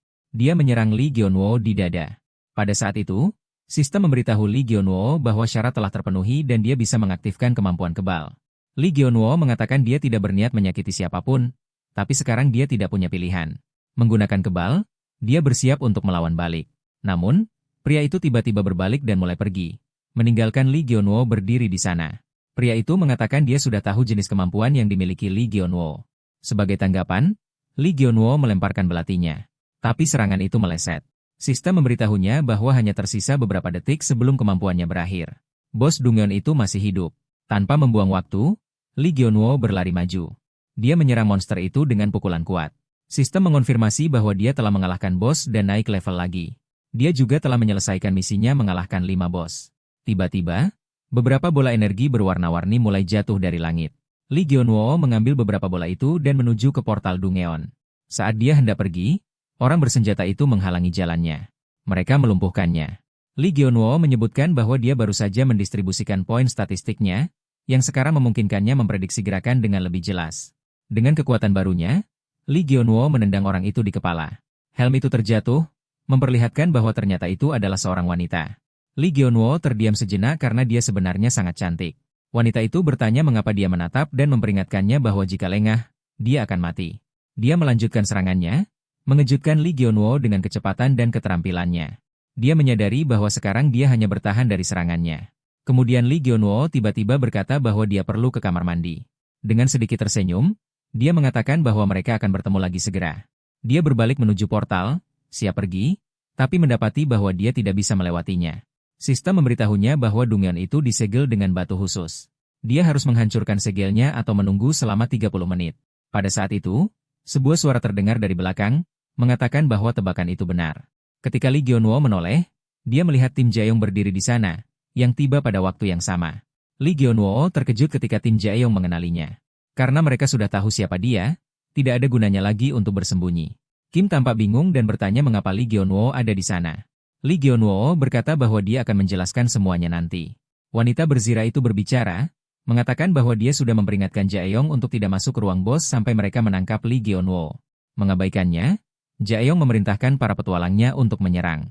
Dia menuduh wanita itu sedang merencanakan sesuatu. Sekarang setelah mereka benar-benar mengepung Lee Gyeonwoo, Jae-yong menyatakan bahwa tidak mungkin pemburu level 1 bisa mengalahkan bos Dungyeon dan melarikan diri sendirian. Pasti ada yang membantunya. Dia menatap wanita itu dan bertanya apakah dialah orangnya. Wanita itu ragu-ragu. Membantu Lee Gyeonwoo berarti dianggap sebagai pengkhianat. Hal itu membuat Lee Gyeonwoo marah. Wanita itu perlahan melepas zirahnya. Dia berkata bahwa dia bukan di pihak Lee Gyeonwoo. Tapi karena tidak ada yang mempercayainya, dia akan membunuh semua orang di sini saja. Lee Gyeonwoo mencoba menenangkan situasi. Bertanya apakah mereka bisa membuat semacam aliansi sekarang karena keadaan sudah sampai sejauh ini. Tapi wanita itu menolak. Dia berkata lebih baik mati daripada menyerahkan belatinya. Dengan tekad, Lee Gyeonwoo membuka jendela sistemnya. Dia memberitahunya bahwa dia akan menunjukkan sedikit sihir sekarang. Dia mengeluarkan beberapa batu dari inventarisnya dan menyerapnya. Tak lama kemudian, sistem memberitahunya bahwa sebuah misi tersembunyi telah dibuat. Lee Gyeonwoo diperintahkan untuk maju ke dalam ruang bos. Ketika kondisi terpenuhi, sistem mengonfirmasinya, menanyakan apakah dia ingin melanjutkan. Lee Gyeonwoo menerima. Pada saat itu, pintu ruang bos tertutup di belakang semua orang. Hal ini membuat seluruh kelompok waspada. Misi baru adalah melepaskan hantu yang tersegel dengan mengalahkan pemberi misi atau monster yang dipanggil. Tiba-tiba, gunung di sekitar mereka mulai retak, dan makhluk-makhluk mulai muncul dari bawah tanah. Jae-yong mengidentifikasi mereka sebagai zombie. Melihat mereka, Lee Gyeonwoo menyadari semua kerangka memiliki tanda tanya alih-alih level. Yang membuatnya lebih buruk, sistem memberitahunya bahwa dia hanya bisa menggunakan kemampuan kebal satu kali selama pertarungan ini. Salah satu petualang tiba-tiba mencoba menyerang Lee Gyeonwoo. Tapi Kim maju untuk membelanya, menyuruh Lee Gyeonwoo untuk lari. Meski begitu, Kim merasa kewalahan dan segera terjatuh. Salah satu anak buah Jae-yong menangkap Kim, mengatakan bahwa dia hanya mencoba melindungi seseorang yang dia kenal. Tapi Kim meludahi pria itu dan memanggilnya sampah tak berguna. Sementara itu, Sistem memperingatkan Lee Gyeonwoo bahwa tidak ada poin lagi yang tersedia untuk meningkatkan atributnya. Namun, dia mengaktifkan kemampuannya untuk membantu temannya, meminta maaf karena tidak memperkuat dirinya lebih cepat. Saat musuh mendekat untuk menyerang, Lee Gyeonwoo mengaktifkan keterampilan baru. Segala sesuatu di sekitarnya tampak melambat. Dia melihat serangan pria itu bergerak dalam gerakan lambat. Dalam beberapa saat, Lee Gyeonwoo mengiris pria itu hingga benar-benar tumbang. Setelah itu, dia berkomentar pada dirinya sendiri bahwa senjatanya tidak hanya indah tapi juga sangat kuat. Kim mencoba bertanya dari mana Lee Gyeonwoo mendapatkan kekuatan seperti itu, tapi Lee Gyeonwoo menyuruhnya fokus minum ramuan dan beristirahat. Setelah semuanya selesai, Lee Gyeonwoo berjanji akan menjelaskan semuanya. Petualang lain menyaksikan pertarungan itu. Mereka tidak bisa mengerti bagaimana seseorang yang secara resmi bertanda level 1 bisa bertarung seperti itu. Jaehyong berkata kepada mereka untuk tidak takut, dia memang masih level 1.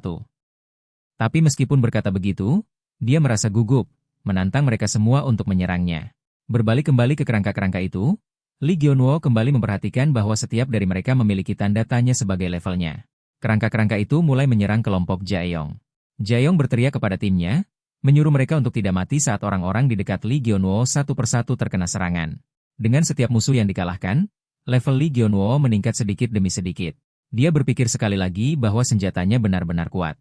Saat Kim sedang minum ramuan, sebuah kerangka raksasa muncul tepat di depannya. Tapi dalam beberapa detik saja, Lee Gyeonwoo mengalahkannya. Kim berterima kasih padanya, tapi Lee Gyeonwoo bertanya mengapa dia harus diberi terima kasih, mengatakan tidak perlu khawatir. Para petualang menyaksikan Lee Gyeonwoo bertarung dan tidak percaya. Dia terus mengalahkan monster, namun statusnya masih menunjukkan level 1. Berusaha fokus pada apa yang dikatakan orang lain, Lee Gyeonwoo mendengarkan dengan seksama. Kemudian wanita berzirah itu mengambil sebuah pedang yang bersinar. Dia mulai menebas kerangka satu persatu, bahkan tanpa zirahnya. Lee Gyeonwoo mengagumi gerakannya, berpikir bahwa dia benar-benar mengesankan. Pada saat itu, sebuah kerangka muncul di belakangnya. Lee Gyeonwoo bereaksi cepat, menggunakan kemampuannya untuk menghancurkannya. Dia minta maaf, mengatakan tangannya terpeleset. Tapi wanita itu tetap diam dan pergi tanpa berkata apa-apa, membuat Lee Gyeonwoo merasa sedikit sedih karena dia bahkan tidak mengucapkan terima kasih. Beberapa saat kemudian, wanita itu melompat masuk. Dia mengalahkan monster yang menyelinap dari belakang Lee Gyeonwoo. Dia berkomentar bahwa tangannya juga terpeleset. Melihat kelompok itu, Lee Gyeonwoo memanggil para petualang, menantang mereka untuk bertarung bersamanya. Wanita itu berkata bahwa mereka sudah kewalahan dengan terlalu banyak monster dan bertanya mengapa dia memprovokasi mereka sekarang. Lee Gyeonwoo menjelaskan itu hanya untuk meningkatkan semangat semua orang. Kim maju, mengatakan dia juga akan membantu, yang membuat Lee Gyeonwoo senang. Kim sudah pulih dari lukanya. Saat para petualang maju bersama, tanah tiba-tiba retak dan sebuah kawah terbuka di bawah mereka. Sistem memberitahu Lee Gyeonwoo bahwa misi pertama telah selesai. Sekarang misi kedua dimulai. Tujuan baru Lee Gyeonwoo adalah mencapai area aman dalam batas waktu.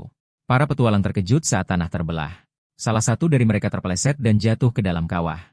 Lee Gyeonwoo menggenggam tinjunya, berpikir bahwa jika ada yang jatuh ke dalam lubang itu, mereka pasti akan mati.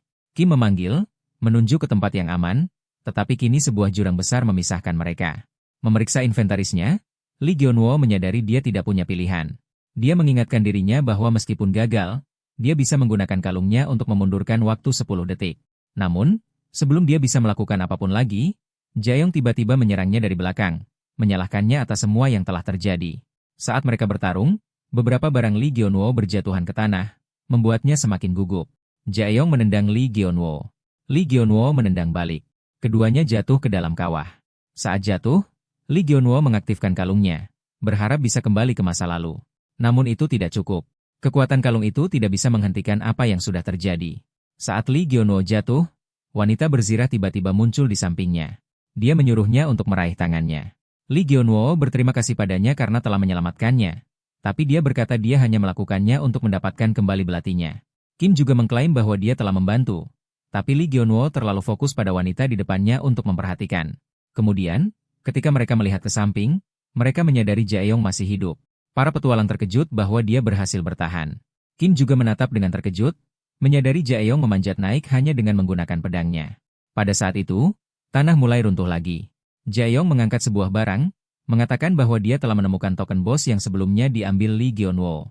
Dia menjelaskan bahwa dia membutuhkannya untuk mengambil alih perusahaannya, membuktikan kepada Lee Gyeonwoo bahwa dia memang berhasil.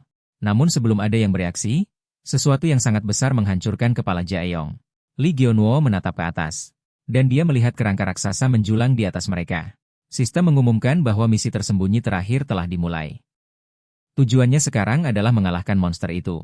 Para petualang panik, mencoba melarikan diri melalui portal. Namun sistem menghalangi mereka. Mereka tidak bisa pergi sampai bos dikalahkan. Melihat makhluk raksasa itu, Kim bertanya bagaimana mereka bisa mengalahkan sesuatu seperti itu. Beberapa saat kemudian, kerangka raksasa itu memanggil pasukan tentara. Puluhan ksatria gelap muncul. Para ksatria ini langsung mulai membantai para petualang di depan mereka. Lee Gyeonwoo membeku, tidak bisa bergerak saat menyaksikan pemandangan itu. Kim ketakutan, melihat bagaimana para ksatria mampu menghabisi kelompok-kelompok dengan hanya satu serangan. Tak lama kemudian, para ksatria gelap mengalihkan perhatian mereka ke Lee Gyeonwoo dan kelompoknya, mulai maju. Wanita itu bertanya apakah Lee Gyeonwoo sudah menggunakan kemampuan khususnya. Dia mengakui bahwa kemampuannya telah disegel selama pertarungan, dan bahkan sekarang masih dalam masa Choldown. Wanita itu tidak mau mendengar alasan. Dia menyuruhnya berhenti bicara dan langsung kalahkan para ksatria. Lee Gyeonwoo bertanya apakah dia setidaknya bisa memberinya semangat sedikit, tapi dia menjawab bahwa jika dia mati, dia akan mengambil belatinya dan menyelesaikan misi sendiri. Tanpa pilihan lain, Lee Gyeonwoo melangkah maju menuju para ksatria. Dia menahan beberapa serangan berturut-turut sambil menerobos mereka. Saat bertarung, dia melihat salah satu ksatria menyelinap dari belakang. Lee Gyeonwoo fokus, mengatakan bahwa dia sekarang bisa melihat semuanya dengan jelas. Namun ksatria itu menghindari serangan balasannya. Sistem kemudian memperingatkan Lee Gyeonwoo bahwa energinya hampir habis dan dia harus beristirahat. Namun Lee Gyeonwoo menolak untuk berhenti. Kemudian sistem mengonfirmasi bahwa kondisi yang dibutuhkan telah terpenuhi, kemampuannya kini siap digunakan kembali. Mengaktifkan kemampuannya, Lee Gyeonwoo menyerbu maju. Kali ini, dengan setiap ayunan senjatanya, dia menghabisi para ksatria gelap dengan satu pukulan. Dengan hanya tersisa 3 detik sebelum kemampuan kembalinya berakhir, Lee Gyeonwoo melakukan satu gerakan terakhir. Dia melompat langsung ke bos Dungeon, memukul tepat di tengkoraknya. Sistem segera memberitahunya bahwa bos telah dikalahkan, dan levelnya naik sekali lagi. Kim memanggil, memperingatkan Lee Gyeonwoo untuk berhati-hati, tapi semuanya sudah terlambat. Lee Gyeonwoo tiba-tiba merasakan sakit tajam di punggungnya. Memutar kepalanya dengan bingung, dia tidak mengerti siapa yang menyerangnya. Ternyata Jaeyoung, yang masih hidup. Jaeyoung telah dihidupkan kembali dan kini berniat membunuh Lee Gyeonwoo. Adegan itu kembali ke saat Jaeyoung jatuh ke dalam kawah. Saat dia jatuh, Jaeyoung bertanya-tanya apakah itu benar-benar akhir baginya, menyalahkan Lee Gyeonwoo atas semua yang salah. Kemudian, dalam kegelapan, sebuah suara berbicara padanya, menanyakan apakah dia ingin balas dendam. Aura merah mengelilingi Jaeyoung, menawarkan kekuatan sebagai pertukaran nyawanya. Sebuah jendela sistem merah muncul di depan Jaeyoung, menanyakan apakah dia ingin menerima kontrak. Dengan senyum jahat, Jaeyoung melangkah maju, mengatakan bahwa menyerah menjadi manusia itu mudah. Kembali ke masa kini, sistem memberitahu Lee Gyeonwoo bahwa misi baru telah dimulai. Tujuannya sekarang adalah mengalahkan Jaeyoung, yang telah membuang kemanusiaannya untuk menjadi monster. Lee Gyeonwoo terkejut bahwa seseorang benar-benar bisa berubah menjadi monster seperti itu. Kim bergegas menuju Jaeyoung, menyuruh Lee Gyeonwoo untuk pergi dari sana. Namun dengan satu pukulan saja, Kim terjatuh ke tanah. Bar hidupnya langsung turun menjadi 0. Wanita berzirah menyuruh Lee Gyeonwoo untuk tetap di belakang sementara dia menyembuhkan dirinya sendiri. Dia menyerbu ke arah Jaeyoung, tapi serangannya tidak berpengaruh. Dengan satu pukulan, Jaeyoung melontarkannya terbang. Kesehatannya juga turun menjadi 0. Saat dia tergeletak di sana, Jaeyoung mendekat, siap untuk menghabisinya. Namun Lee Gyeonwoo menggunakan kemampuannya untuk sampai ke sana tepat waktu. Dia berkata padanya bahwa mempertaruhkan nyawanya untuknya mungkin bodoh, tapi dia tidak bisa mengabaikan seseorang yang pernah menyelamatkannya. Dia menjawab bahwa meskipun Lee Gyeonwoo mati, dia bisa saja mengambil belatinya dan membuat kontrak sendiri. Tapi dia bersikeras bahwa dia harus bertahan hidup dan menang. Lee Gyeonwoo tahu bahwa dengan kesehatannya yang rendah dan kemampuannya yang terbatas, bahkan satu pukulan dari Jaeyoung bisa fatal. Dia memutuskan bahwa dia harus menemukan titik lemah dan mengakhiri pertarungan dengan cepat. Dia maju ke arah Jaeyoung, menyerang, tapi Jaeyoung memblokir serangan itu. Lee Gyeonwoo terkejut karena kecepatan Jaeyoung terasa tidak wajar, seperti melawan mesin. Jaeyoung mendaratkan pukulan berat dengan lututnya, menjatuhkan Lee Gyeonwoo. Lee Gyeonwoo nyaris berhasil menghindari serangan berikutnya dengan melangkah mundur. Tiba-tiba, sebuah cahaya muncul di sampingnya. Lee Gyeonwoo menyadari terlambat bahwa itu adalah serangan sihir. Sistem memberitahunya bahwa kesehatannya telah turun menjadi 0. Semua statistiknya kini hilang. Berbaring di tanah, Lee Gyeonwoo bertanya-tanya apakah inilah yang dimaksud orang dengan undangan ke neraka. Segalanya telah salah. Sesaat, dia bertanya-tanya apakah sebaiknya dia menyerah menjadi pemburu. Tapi dia tidak bisa melepaskannya begitu saja. Tiba-tiba, Jaeyong muncul di depannya, membuat Lee Gyeonwoo bingung. Dia bertanya-tanya apakah itu hanya ilusi. Jaeyong bergerak untuk menyerang, tapi Lee Gyeonwoo bereaksi, menyerang dengan pedangnya. Senjatanya patah. Jaeyong mencoba menyerang lagi. Tapi Lee Gyeonwoo menghindar dan menusuk tubuh Jaeyong. Sistem mengonfirmasi bahwa Lee Gyeonwoo telah mengalahkan Jaeyong. Misi resmi selesai. Kelelahan, Lee Gyeonwoo terjatuh ke tanah. Saat itu, hujan mulai turun. Pertempuran telah usai, tapi banyak nyawa hilang untuk sesuatu yang begitu tidak berarti. Lalu, dari suatu tempat dekat, suara seorang pria bertanya pada Lee Gyeonwoo apakah dia benar-benar mengira dirinya sudah mati. Suara lain bertanya apakah masih ada monster yang tersisa. Tiba-tiba, Lee Gyeonwoo menyadari dia melihat sesuatu dari perspektif orang lain. Seolah-olah dia berada di dalam tubuh orang lain. Dia berkata keras bahwa terlalu banyak orang mati. Lee Gyeonwoo bertanya-tanya apakah dia telah dirasuki oleh orang yang tidak dikenal ini. Suara itu melanjutkan, mengatakan bahwa jika semua orang diberi kemampuan, pembantaian seperti itu bisa dihindari. Rasanya tidak adil hanya orang tertentu yang bisa menerima rune. Seorang pria lain menyela, menyuruhnya berhenti mengeluh. Daripada mengucapkan kata-kata yang tidak berarti, dia harus fokus berburu monster atau mencari batu asli yang bisa mengembalikan dunia seperti semula. Pembicara memperkenalkan dirinya sebagai manusia pertama yang pernah melihat batu itu. Tiba-tiba, Lee Gyeonwoo terbangun. Ternyata semuanya hanya mimpi. Melihat sekeliling, dia mendapati dirinya berada di sebuah rumah mewah. Dia bingung, berpikir tidak mengenal siapapun yang kaya. Dia bertanya-tanya di mana dia berada. Membuka sebuah pintu, Lee Gyeonwoo takjub melihat betapa megahnya tempat itu. Lalu, dia melihat pintu lain dan bertanya-tanya apa yang ada di dalamnya. Saat dia menyentuh gagang pintu, sistem memperingatkannya bahwa sebuah jebakan telah aktif. Beberapa saat kemudian, Lee Gyeonwoo tersengat listrik dan lumpuh sementara. Sistem memberitahunya bahwa dia terkena kejutan listrik yang kuat. Wanita berzirah muncul dan memberitahunya bahwa dari semua ruangan itu yang memiliki jebakan. Lee Gyeonwoo kesal, berpikir dia setidaknya bisa diperingatkan. Kemudian, seorang pria masuk ruangan, mengatakan Lee Gyeonwoo adalah orang yang menarik. Melihatnya, Lee Gyeonwoo melihat pria itu berlevel 871. Mengenali wajahnya, Lee Gyeonwoo ingat bahwa ini adalah pria yang sama dari mimpinya. Kemudian, ketiganya duduk untuk berbicara. Lee Gyeonwoo bertanya apakah pemimpin guild dari Manga sudah menangani situasi itu. Dia berpikir dalam hati bahwa Manga adalah salah satu guild besar, jadi tanpa mencurigakan jika mereka mendukung pemburu harta karun. Lee Gyeonwoo bertanya tentang kondisi temannya.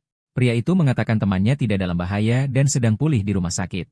Lee Gyeonwoo ingin tahu mengapa pria itu membantunya sejak awal. Sebagai jawaban, pria itu mengambil belati Lee Gyeonwoo, mengatakan itu karena senjata itu. Wanita itu memberitahu pria itu bahwa jika Lee Gyeonwoo bisa menjual belati itu, dia mungkin akan melakukannya. Tapi pria itu bertanya mengapa Lee Gyeonwoo bahkan berpikir untuk menjualnya. Dengan belati seperti itu, dia bisa menjadi pemburu terhebat di dunia, bahkan seorang pahlawan. Tapi Lee Gyeonwoo tidak tertarik pada ketenaran. Dia menjelaskan bahwa dia tumbuh dalam kemiskinan. Yang benar-benar dia inginkan adalah tinggal di rumah indah bersama keluarganya dan menikmati hidup yang damai. Pria itu kemudian menyarankan untuk membuat kesepakatan atas belati itu. Lee Gyeonwoo bertanya bagaimana itu akan bekerja, karena hanya dia yang bisa menggunakan senjata itu. Pria itu mengatakan ada caranya, senjata itu bisa digunakan di tempat yang disebut Lost Land. Ini membuat Lee Gyeonwoo bingung. Lost Land berada dekat zona Noron Korea, sebuah area yang dikuasai monster akibat retakan dimensi. Lee Gyeonwoo menunjukkan bahwa bahkan pemburu legendaris pun telah mati di sana. Dia bertanya apakah itu benar-benar aman. Pria itu meyakinkannya bahwa mereka akan menemukan rute yang aman. Saat itu, wanita itu menawarkan 100 miliar untuk membeli belati itu, membuat Lee Gyeonwoo terkejut dengan jumlah sebesar itu. Dia bertanya mengapa dia begitu tertarik, mengatakan bahwa pemburu tingkat tinggi manapun bisa memiliki barang mitos seperti ini. Pria itu menjawab bahwa dia tidak bisa mengungkapkan alasan sebenarnya. Tapi wanita itu memutuskan untuk memberitahunya juga, memperingatkan bahwa jika dia setuju mendengarnya, dia harus siap menghadapi konsekuensinya. Dia mengungkapkan bahwa belati itu pernah dimiliki oleh saudaranya, pemburu catak list pertama, bernama Han Seong-jun. Tak lama kemudian, Lee Gyeonwoo menyadari bahwa nama yang baru saja didengarnya cocok dengan yang ada dalam mimpinya. Itu adalah pertama kalinya dia belajar tentang pemburu catak list pertama. Pria itu menjelaskan bahwa informasi ini sangat dijaga ketat. Mencoba menggali lebih dalam tidak hanya bisa membahayakan Lee Gyeonwoo tapi juga membahayakan keselamatan keluarganya. Biro manajemen, yang memegang otoritas tertinggi di negara itu, terlibat. Lee Gyeonwoo bertanya apakah dia setidaknya bisa melihat foto. Penasaran seperti apa pemilik belati sebelumnya. Pria itu mengatakan dia punya foto, Tapi dia perlu izin dari Seon.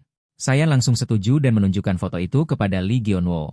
Lee Gyeon-woo berterima kasih padanya lalu bertanya apa yang akan terjadi jika dia memilih untuk tidak menyerahkan belati itu. Sebagai jawaban, pria itu mengeluarkan belati lain, mengejutkan Lee Gyeon-woo. Menyadari situasinya bisa menjadi serius, Lee Gyeon-woo berkata bahwa dia tidak ingin masalah dan setuju untuk menyerahkan belati itu. Pria itu mengatakan kepada Lee Gyeon-woo bahwa dia telah membuat keputusan yang bijaksana dan memperlihatkan kontrak lanjutan. Melihat kontrak itu, Lee Gyeon-woo menganggapnya tampak mengesankan. Sayan menjelaskan bahwa itu diperlukan untuk melindungi belati tersebut. Dia menunjukkan bahwa biro manajemen sangat ingin menemukan barang-barang milik saudaranya.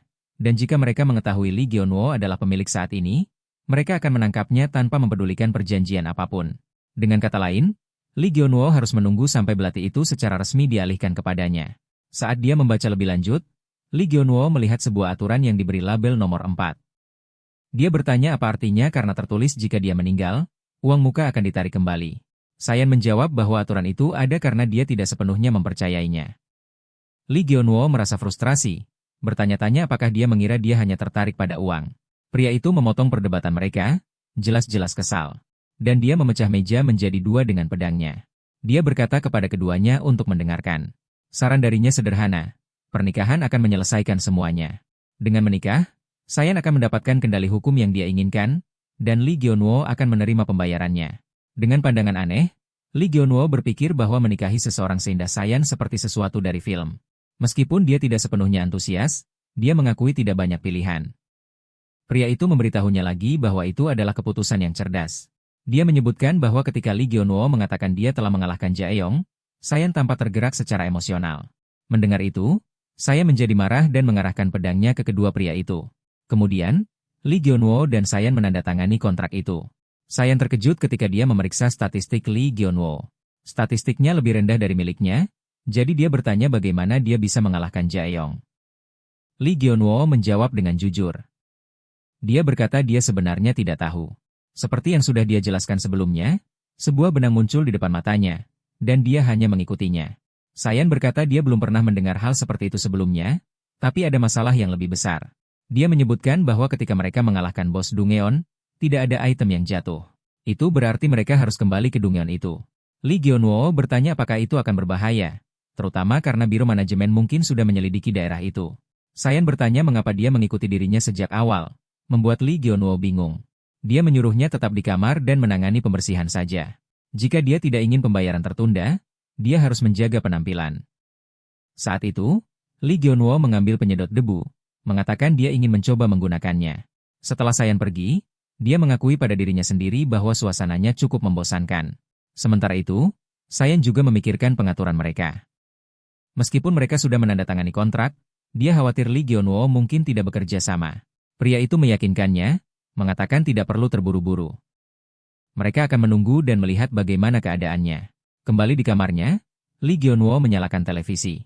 Berita melaporkan bahwa 20 pemburu menghilang di dalam Dungeon peringkat D, dan satu-satunya yang selamat adalah pemburu bernama Kim Min-suk, yang kini dalam kondisi kritis dan masih tidak sadar. Lee Gyeon-woo terkejut. Kim Min-suk adalah temannya. Malam itu, Lee Gyeon-woo mencoba menghubungi Seon, tapi ponselnya tidak ada sinyal. Itu membuatnya cemas, karena sudah 3 jam berlalu. Dia bertanya-tanya apakah mereka masih di dalam Dungeon. Karena dia tidak bisa menunggu selamanya, dia memutuskan untuk memeriksa Kim terlebih dahulu lalu kembali. Saat tiba di dekat rumah sakit, dia melihat para wartawan berdebat dengan petugas keamanan. Lee Gyeon-woo bersembunyi di dekat situ, mendengarkan. Dia mengenali nama salah satu pria itu, salah satu orang yang pernah memeriksanya sebelumnya. Dia berpikir akan berisiko bertemu mereka lagi. Lee Gyeon-woo juga menyadari bahwa hanya masalah waktu sebelum orang-orang mengetahui kelemahan status pemula yang dimilikinya. Tapi meskipun begitu, dia tidak bisa meninggalkan Kim begitu saja. Beberapa saat kemudian, Lee Gyeon-woo mengirim pesan kepada Seon. Dia memberitahunya bahwa dia berada di depan rumah sakit Kim dan berencana menyelinap masuk untuk memeriksa kondisinya. Lee Gyeon-woo mengaktifkan kemampuan tak terlihatnya, berpikir dia harus berhati-hati agar tidak ketahuan. Bergerak dengan tenang, dia melewati para penjaga tanpa terdeteksi. Sistem memberitahunya bahwa dia memiliki total 8 menit sebelum kemampuannya dinonaktifkan.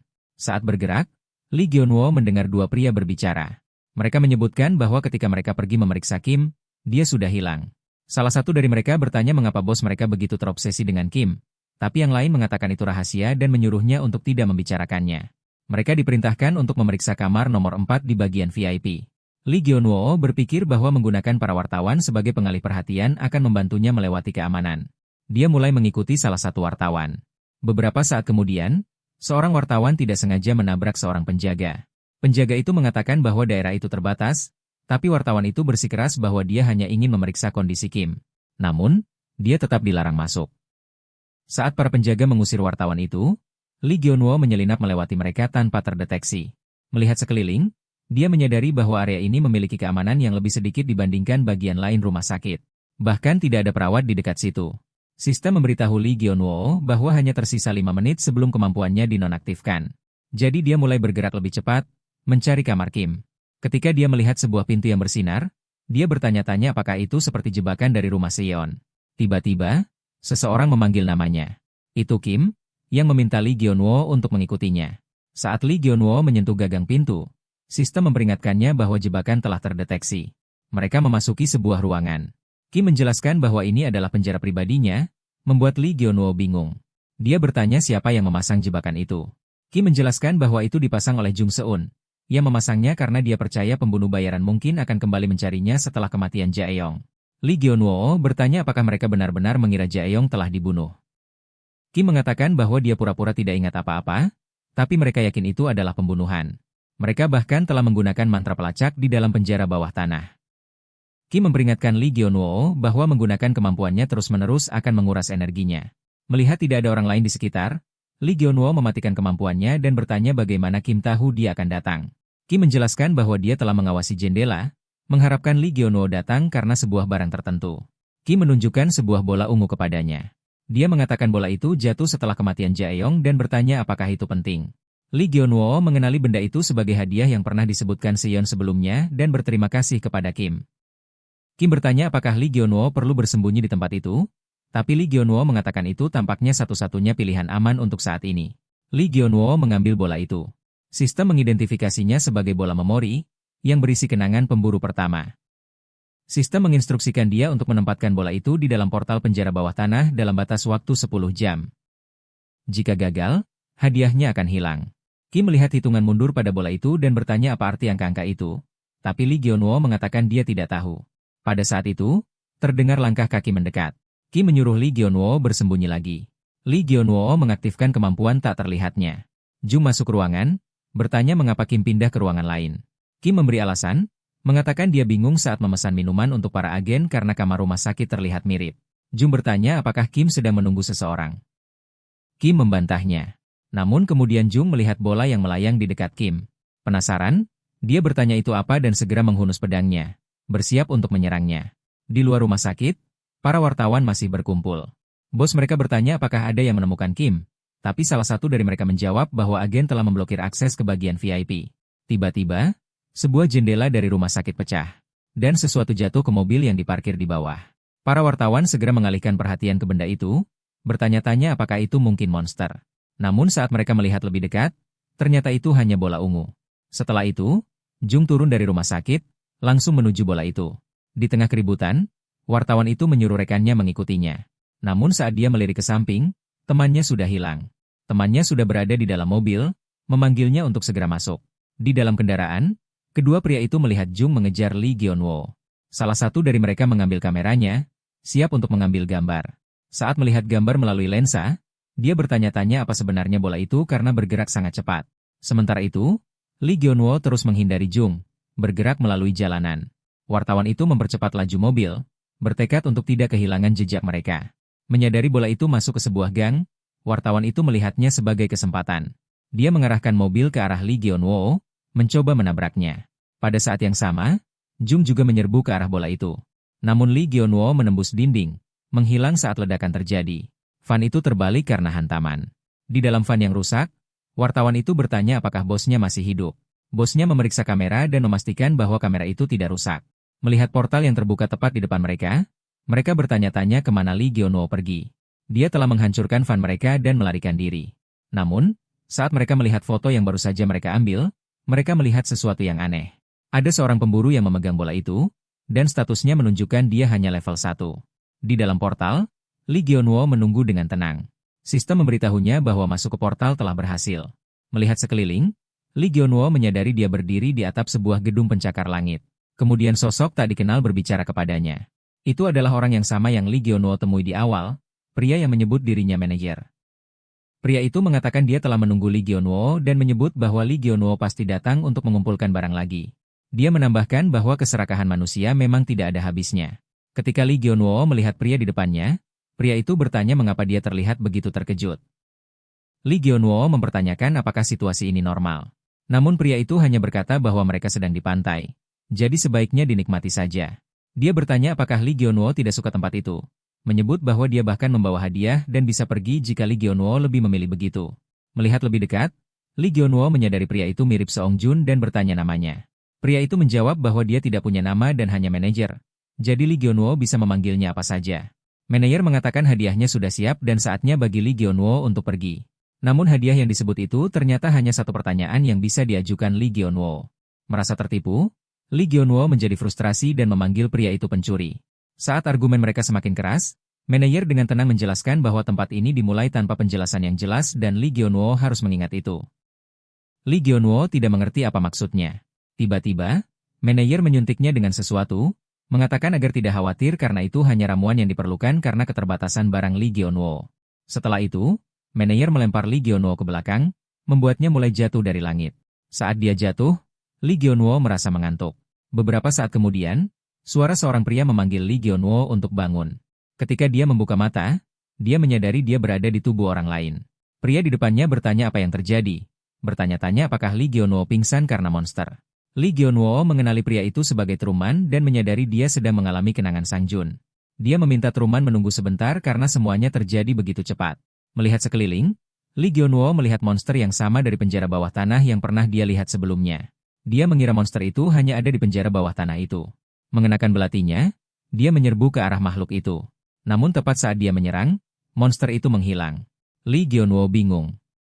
Dia pikir dia sudah mengenai sasaran. Truman menjelaskan bahwa monster itu kebal terhadap serangan fisik bahkan kemampuan yang dipenuhi sihir sekalipun. Satu-satunya kelemahannya adalah kepalanya. Truman meragukan informasi ini akan membantu. Tapi Lee Gyeonwoo percaya selalu ada kebenaran yang bisa ditemukan dalam metode konvensional. Truman kemudian bertanya bagaimana Lee Gyeonwoo berencana mencapai kepala monster itu. Lee Gyeonwoo menjawab bahwa dia hanya membutuhkan sebuah rune. Truman menunjukkan bahwa tidak ada slot rune yang tersisa. Namun Lee Gyeonwoo menjelaskan bahwa dia bukanlah yang akan menggunakan rune itu. Truman menganggap dia bertindak sembrono dan menyuruhnya melihat ke tim pertahanan. Saat menyaksikan pertarungan berlangsung, Lee Gyeonwoo melihat seorang anak yang sedang melawan monster.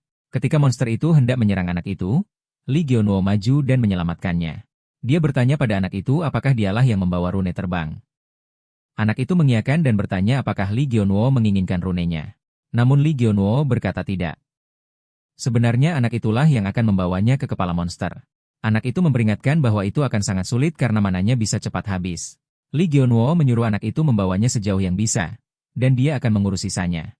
Menghadapi monster raksasa itu, anak itu mulai bergerak ke arahnya menggunakan rune terbang.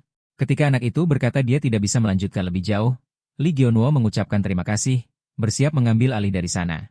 Lee Gyeonwoo bergerak menuju batu yang terpasang di mahkota monster itu, memfokuskan diri padanya. Menggunakan belatinya, dia memukul batu itu hingga hancur berkeping-keping. Pada saat itu, kerangka raksasa itu meledak menjadi potongan-potongan. Lee Gyeonwoo merasa lega dan bangga, mengetahui bahwa dia benar tentang titik lemah yang ada di kepala. Namun hampir seketika, dia menyadari dirinya kini sedang jatuh melalui udara. Dia cepat-cepat mengeluarkan sebuah barang dari inventarisnya, mencoba meredam jatuhnya. Namun itu tidak cukup untuk memperlambatnya dengan aman. Dalam keputusasaan, Lee Gyeonwoo bertanya-tanya apakah ini benar-benar akan menjadi akhir hidupnya. Tepat saat itu, anak kecil yang sama dari sebelumnya muncul lagi, mengulurkan tangannya. Lee Gyeonwoo meraihnya, dan anak itu berhasil menyelamatkannya tepat waktu. Lee Gyeonwoo mengucapkan terima kasih padanya. Namun sebelum dia bisa mengatakan sesuatu lagi, dia merasakan dirinya kembali ke kenyataan. Membuka matanya, Lee Gyeonwoo menyadari dia masih jatuh, kali ini dari sebuah gedung tinggi. Bereaksi cepat, dia mengeluarkan barang lain dari inventarisnya. Kali ini, dia mendapatkan kemampuan baru. Sepasang sayap muncul di punggungnya. Terbang di langit, Lee Gyeonwoo terkejut karena dia benar-benar selamat. Namun, sistem memberitahunya bahwa mananya telah habis. Tanpa energi yang cukup, kemampuannya berhenti bekerja. Dia jatuh keras ke tanah. Melihat ke samping, dia melihat pria yang sama berdiri di sana. Dia segera mencoba meraih pria itu. Namun pria itu melewatinya seperti hantu.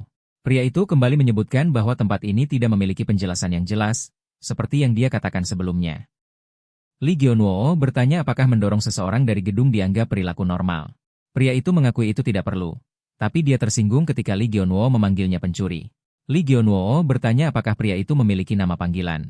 Pria itu berkata dia selalu menyukai nama asing dan meminta dipanggil Torino. Dia menawarkan untuk menjawab 2 pertanyaan lagi khusus untuk Lee Gyeonwoo. Pertanyaan pertama Lee Gyeonwoo adalah apakah ada cara untuk meninggalkan tempat itu. Torino menjelaskan bahwa kotak-kotak akan segera jatuh dari langit. Di dalam salah satu kotak itu terdapat kunci yang dibutuhkan untuk membuka portal pelarian. Lee Gyeonwoo menganggap itu terdengar seperti perburuan harta karun. Dia bertanya apakah sayapnya akan hilang setelah efek eliksir berakhir. Torino berkata tidak. Sayap itu adalah hadiah dan akan otomatis disimpan di inventarisnya setelah waktunya habis. Untuk pertanyaan berikutnya, Lee Gyeonwoo bertanya apakah item kontrak bisa diteruskan ke orang lain. Untuk pertanyaan terakhirnya, Lee Gyeonwoo bertanya apakah ada cara khusus untuk mentransfer item set. Torino tampak sedikit kecewa, menebak bahwa Lee Gyeonwoo sedang berpikir untuk menjual belatinya. Dia menjawab bahwa itu terserah pilihan Lee Gyeonwoo sendiri. Untuk pertanyaan terakhirnya, Lee Gyeonwoo bertanya apakah ada cara khusus untuk mentransfer item set. Torino mengakui dia tidak tahu jawabannya. Dia menjelaskan bahwa dia hanya mengelola potongan tersembunyi. Namun dia menambahkan bahwa jika Lee Gyeonwoo mengumpulkan semua item set, sesuatu yang istimewa mungkin akan terjadi. Itu membuat Lee Gyeonwoo semakin penasaran. Torino kemudian menyebutkan bahwa seorang desainer bisa melarutkan kontrak jiwa yang terkait dengan item. Lee Gyeonwoo bertanya apakah desainer itu bisa jadi seseorang bernama Han Seong-jun. Torino berkata mungkin. Jika Lee Gyeonwoo penasaran, dia harus mencoba mengumpulkan item set dan mencari tahu sendiri. Setelah pertanyaan selesai, Torino berkata mereka akan mulai.